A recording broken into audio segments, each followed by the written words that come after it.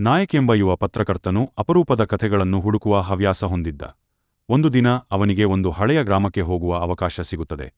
ಅಲ್ಲಿ ಅನೇಕ ದಶಕಗಳಿಂದ ಯಾರೂ ಪ್ರವೇಶಿಸದ ಒಂದು ಹಳೆಯ ಮನೆಯಿಂದ ಅಪರಿಚಿತ ಧ್ವನಿಗಳು ಬರುತ್ತಿವೆ ಎಂಬ ಸುದ್ದಿ ಹರಿದಾಡುತ್ತಿತ್ತು. ಆ ಮನೆಯನ್ನು ಪರಿಶೀಲಿಸಲು ನಾಯಕ್ ಗ್ರಾಮಕ್ಕೆ ಆಗಮಿಸುತ್ತಾನೆ. ಆ ಮನೆ ಬಾಹ್ಯವಾಗಿ ಕೊಳೆತು ಹೋಗಿದ್ದರೂ ಒಳಗೆ ಒಂದು ಪ್ರಾಚೀನ ಸೌಂದರ್ಯವಿತ್ತು. ಗೋಡೆಯ ಮೇಲೆ ಹಳೆಯ ಚಿತ್ರಗಳು, ಶಿಲಾಲಿಪಿಗಳು ಮತ್ತು ಮಾಯಾ ನಕ್ಷತ್ರದ ಚಿಹ್ನೆಗಳು ಕಂಡುಬರುತ್ತವೆ.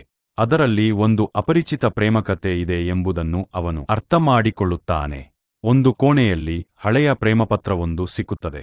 ಆ ಪ್ರೇಮಪತ್ರದಲ್ಲಿ 1845ರ ಒಂದು ಅಪರೂಪದ ಪ್ರೇಮಕತೆ ಉಲ್ಲೇಖಿತವಾಗಿತ್ತು. ಆದರೆ ಪತ್ರದ ಕೊನೆಯ ಪುಟ ಹರಿದು ಹೋಗಿತ್ತು. ಅದು ಯಾರಿಗೆ ಬರೆದಿದ್ದರ ಬಗ್ಗೆ ಯಾವುದೇ ಸುಳಿವು ಇರಲಿಲ್ಲ. ನಾಯಕ್ ಈ ರಹಸ್ಯವನ್ನು ಬಹಿರಂಗಗೊಳಿಸಲು ನಿಶ್ಚಯಿಸುತ್ತಾನೆ. ಆದರೆ ಅವನು ಇನ್ನಷ್ಟು ತನಿಖೆ ಮಾಡುವ ಮುನ್ನವೇ ಯಾರೋ ಗುಪ್ತವಾಗಿ ಅವನನ್ನು ಅನುಸರಿಸುತ್ತಿದ್ದಾರೆ ಎಂಬ ಅನುಮಾನ ಅವನಿಗೆ ಬೇರಿಕೊಳ್ಳುತ್ತದೆ.